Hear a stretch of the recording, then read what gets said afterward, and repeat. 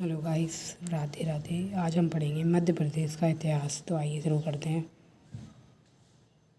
वह राज्य भारत के केंद्र में स्थित होने के कारण मध्य प्रदेश कहलाता है। भूवैज्ञानिक दृष्टि से यह भारत का प्राचीनतम भाग माना जाता है। हिमालय से भी पुराना यह भूखंड किसी समय उस संरचना का हिस्सा था जिसे गोंडवाना लैंड कहा गया है। प्राचीन काल में पढ़ेंगे। प्रागैतिहासिक काल प्रदेश के विभिन्न भागों में किए गए उत्खनन और खोजों में प्रागैतिहासिक सभ्यता के चिन्ह मिले हैं। आदिम प्रजातियां नदियों के किनारे और गिरी कंदराओं में रहती थीं। मध्य प्रदेश के भोपाल, रायसेन, चनेरा, नेमावर, मुजावाड़ी, महेश्वर, देगांव, वरखेड़ा, हंडिया, कबरा, सिंगरनपुर, आदमगढ़, पंचमढ़ी, होशंगाबाद, मंदसौर तथा सागर के अनेक स्थानों पर इनके रहने के प्रमाण मिले हैं।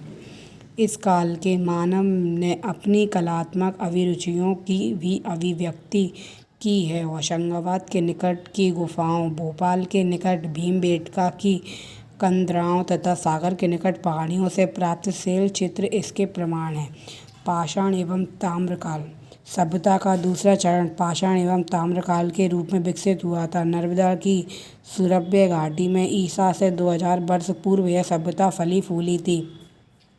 यह मोहनजोदड़ो और हड़प्पा के समकालीन थी। महेश्वर, नबदाटोली, कायथा, नागरा, वरखेड़ा, एरड़ आदि इसके केंद्र थे।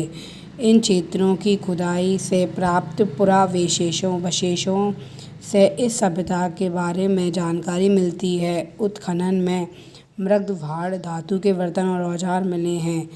देखिए, प्राचीनतम जनपद, नया जनपद तो अवंती, उज्जैन, वश्य, ग्वालियर, चेदी, खजुराहो, अनूप, निमाड़ यानी खंडवा, दर्शान, विदिशा, टुंडिकेर, दमोह, नलपुर, नरवर, शिवपुरी।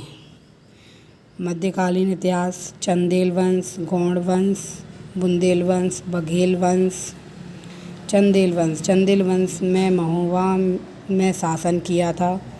इस वंश का संस्थापक नन्नुक था। गौड़ वंश, यादव राय ने गणाकर्णिका में गौड़ राजवंश की स्थापना की। बुंदेल वंश, 14वीं शताब्दी में बुंदेला वंश का उदय हुआ था। बघेल वंश का शासन रीवा में था। इसी वंश में राजा रामचंद्र के दरबार में संगीत तानसेन को मुगल सम्राट अकबर ने अपने दरबार में बुला लिया था। सिंधिया वंश, ग्वालियर के सिंधिया वंश का संस्थापक राणोजी सिंधिया था। Thank you.